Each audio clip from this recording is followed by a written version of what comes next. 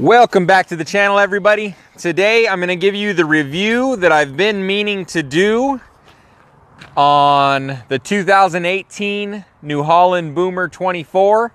I meant to do this review a few weeks ago, and the day I was going to sit down and do the review, I actually ended up breaking the tractor and I lost hydraulics, and so I took the front end loader off of it. I took it into the dealer and went and got the hydraulics fixed.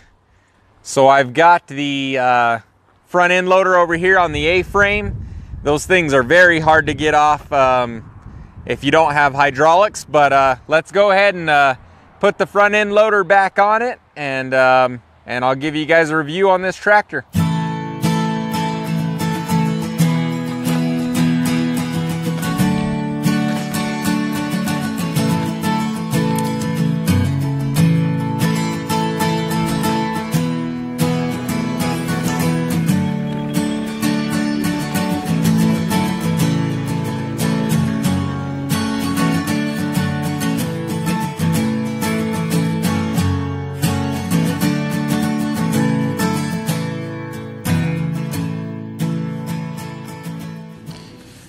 So I just realized these things lost all their color coding. So I've got red, we know we got that one right, but I'm gonna have to guess on the other three, so let's see how close I came.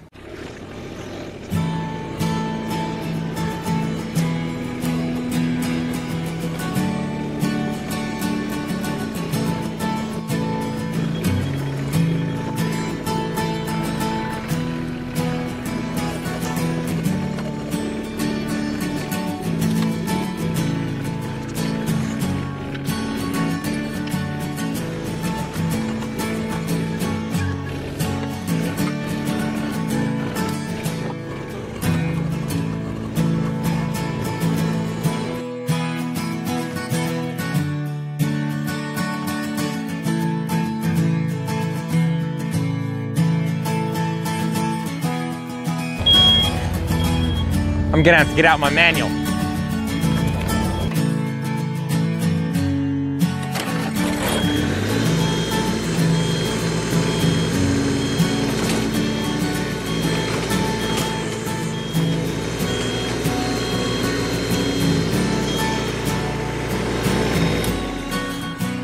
Let's go do a review on this thing. So this is my 2018 New Holland Boomer 24. I bought this brand new in July of 2018. So I'm coming up on 3 years that I've had it. And like I said, I just broke it. This is actually the first time that I've broke this thing. I took it to the dealer, and the reason I had a warranty, I have a warranty that, you know, I wasn't gonna work on it. I was pretty sure they were gonna take care of it. So I was using it the other day, and I just lost all the hydraulics in the joystick. And at that time, I figured I had an axle seal that was leaking on this wheel here, and there's a fan underneath. And once upon a time, I had shoved a stick up under there, and it had wiped the blades off the fan. It's got a pretty exposed fan underneath. So I figured, well, I'll just take it. This is my chance to go ahead and get all three of those things done. So I took it last week, and I went to pick it up today, and they did have a little bit of a bill for me. So says joystick cable broken. So I ended up with, let's see what so they charged me 1.6 hours, $120 to change the fan, and $7.99 for the fan. I got charged $22.72 for some oil. So I don't know if I think New Holland replaced that fan, or it was under some type of depreciating warranty or prorated warranty, and that's the reason why the fan was $7.99. I did end up getting charged $120 to replace it. So the front axle seal was under warranty. They don't have anything on that. And I got charged another 2.1 hours, another $150.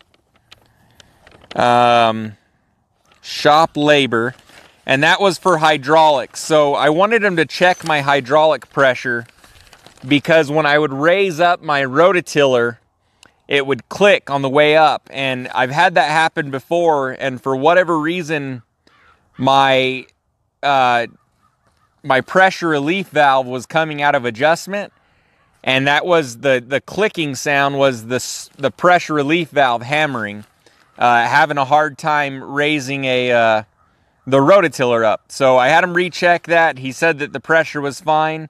I'm gonna put the rototiller back on it and see if I can hear it. So anyways, that's the only problems I've had in almost 3 years with this tractor. So I've had pretty good luck with it. I am pretty hard on it. I have, let's see, I have 252 hours on this tractor now. Almost 100 hours a year. Not a whole lot, but then again, I mean, it's still a lot of use. And when I use the tractor, I use it pretty hard.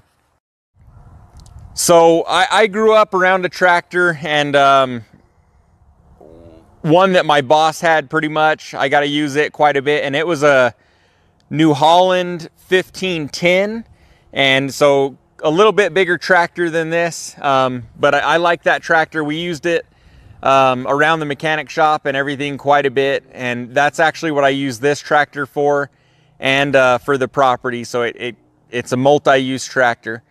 So I had the choice of John Deere or New Holland is the only two tractor dealers within 50 or 100 miles. Right around 100 miles is a company called Swag, and they sell Kubota.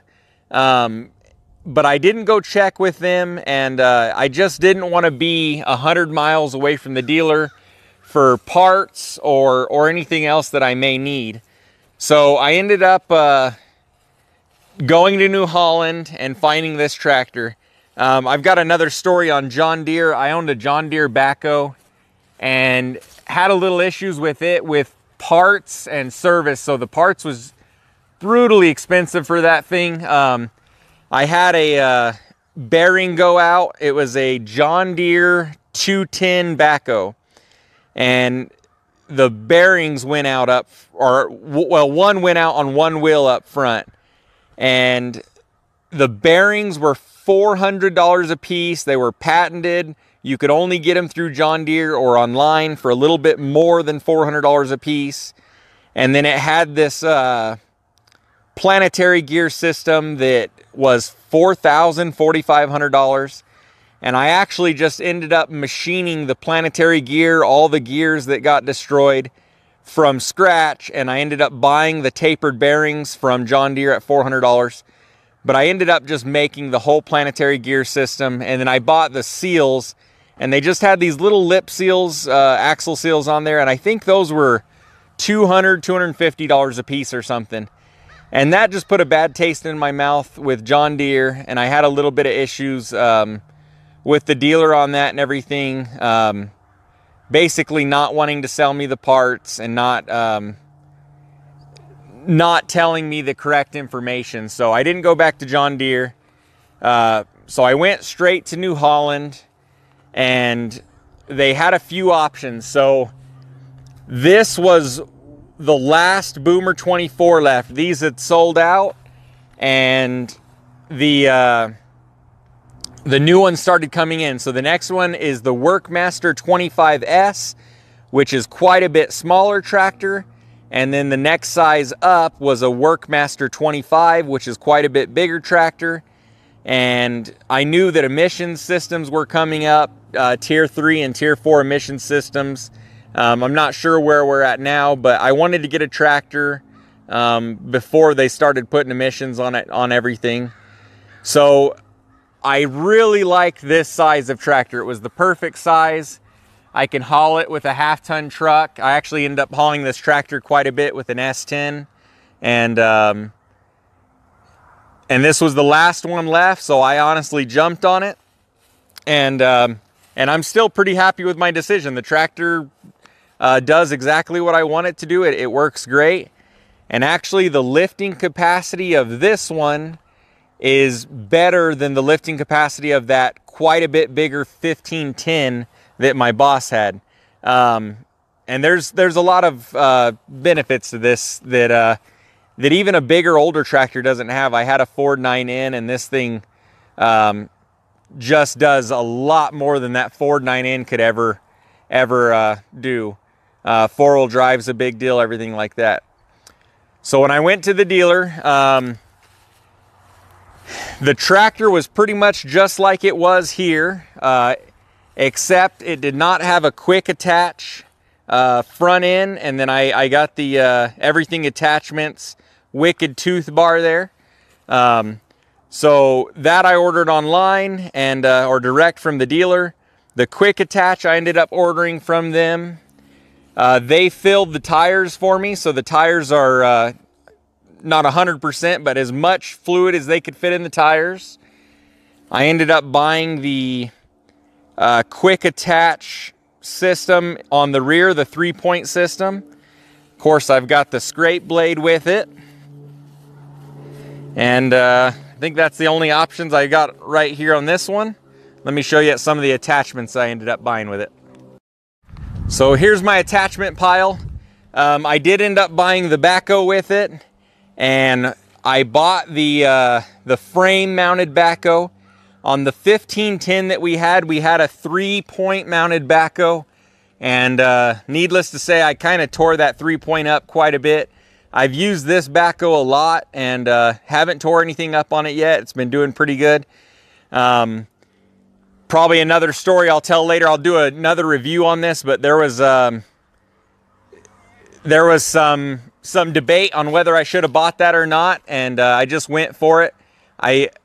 I'm still pretty happy with it. I just ignored what I paid for it.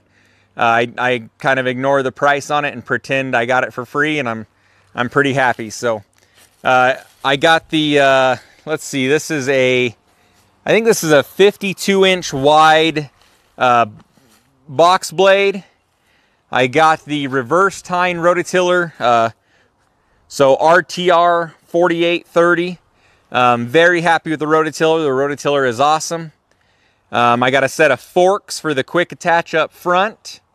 I've got a 3-point quick attach set up so I could put the 3-point stuff on the front of the loader, so I can carry around all my attachments. That helps when I want to say I want to put the box blade on back, and I can get this, load up the rototiller or whatever attachment, and or I could have the backhoe on the back and I can still move these around. So that's one of the things that really helps. And one of the things I plan on doing is making a shelf to put some of this stuff on, and a storage area for all this stuff. And that really helps being able to move things around. So, and last but not least, I've got the wood chipper, which is a woodmaxx 86H. Really enjoying this implement too. It's been working out really well for me, and the tractor runs it great. And I've actually got a long story with that one. I'll probably do another review on this one. Originally, I bought a DR wood chipper, and it's pretty obvious I don't have it anymore. There's a lot of reasons for that, so I got a review coming up on this. So a few other attachments I plan on adding is the wicked grapple eventually, and the remote hydraulic system, everything like that, so I can run some hydraulics up front. These New Hollands are pretty cool. So I've got the hydraulics underneath, and I've got some hydraulics out back. So once I get that, I'll have the hydraulics in 3 places. And then the plan is to take a lot of these trees. I got to trim all this stuff here. I've got trees everywhere, and we're coming in here and building a house. So I got to get a lot of these trees down and out of here. And so I think the wicked grapple will help quite a bit with that. And here pretty soon, I planned on doing it before winter came, But I'm gonna get a cab for the tractor. I do plan on building the cab myself. I went and looked at them, and they're anywhere from like $5,000 to $8,000 for a hard cab.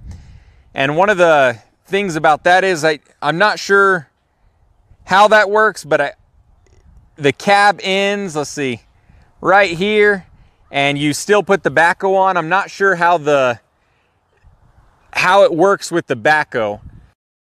So the backhoe seat comes all the way up against the driver's seat. So I'm not sure how they do that with the cab, but I know that either way you have to jump out and go jump on the backhoe to use it, and then you don't have any heat with the backhoe. You don't have any cover or anything with the backhoe. So what I plan on doing here is building a cab and having another cab separate for just the backhoe. And that way I could detach that cab and detach the backhoe and use the cab just on the tractor. And then when I want to put the backhoe on, I'll put it on and drop the cab on and have it connect to the front cab. So I do plan on having heat in there and maybe a fan and some lights and some other things. So we'll see how that goes. Hopefully I can get that done this summer, but if not, for sure before the winter time, I'll get that going. Okay, I'm gonna run everybody over the price that I paid for everything.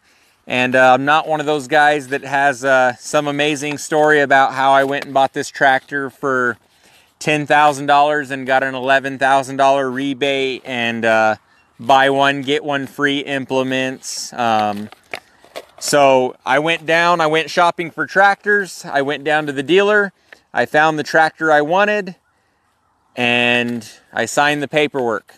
I'm not sure how much you guys could haggle these guys down or anything, but I don't let people come in and haggle me at my shop, so I didn't do it to them. And you can if you want. So, but at least here's what these things sell for, and at least a base price that you could try to haggle off of. And there's not very many thorough descriptions on the internet of tractor prices. So I paid $14,900 for the tractor. And that does not include the front end loader. So the front end loader is a second line item, and it's a 235 TL, and it was $4,000. I also got the reverse tine rototiller 4830. It was $2,600. And I got the scrape blade on the back, and it was $600. Now the thing that I went over and debated whether I wanted to get or not was the backhoe, and I did end up getting it, and I'm happy I got it. It's very useful. I use it quite a bit. But it was a little bit expensive. I paid $9,500 for the backhoe attachment. If you do get a backhoe attachment, I highly suggest getting a frame mounted one. I've owned a 3-point mounted one, and they're just not the same. And that 3-point mounted one was on a bigger tractor than this. So I'm definitely happy with the backhoe. So with those implements, that brings me to $31,600, would have been my cash price. And I ended up having taxes, which were $1,303.50. I had some filing fees, $20, UCC fees, $22, administration fee, $250, physical damage insurance, which I was required to buy, $2,739.39. So my additional charges were $4,334.89, which brings my total to $35,934.89. And then I financed it. So that was a cash price out the door, and I got financing at 1.49% interest. And so I had another $1,949.84 in interest on this thing, which brought my total to $37,884. And hold on, I want to do one. You should have let me finish that at least. Sorry. So that brings my total to $37,884.73. So I know that's a lot of money, and that actually doesn't include the quick attach plate. I ended up going in about a week later and getting it because I wanted forks. So that quick attach it's from Workmaster, and it was about $900. But I really like it. I'm really happy that I bought it. And then I went and bought the forks, let's see, from Tine. And I think those were $500 or $600. And I went and bought the 3-point quick attach after that. And I think it was $300 or $400. And then the problem I had with that is the drive line to the rototiller needed extended. And you had to set up all the implements. So when you buy one of those, you need to sit down, spend some time to set up all the implements. So I would just get one as soon as possible. I would probably buy one from day one with the tractor because they're really useful. I do really like having it. There's a few other systems, but I'm pretty happy with this one. I'll probably keep it around. So I've got the 3-point quick attach set up for up front. I think that was $400 or $500, or no, that was $300 or $400. And then I've got the Land Pride box blade. That was about a $700 item.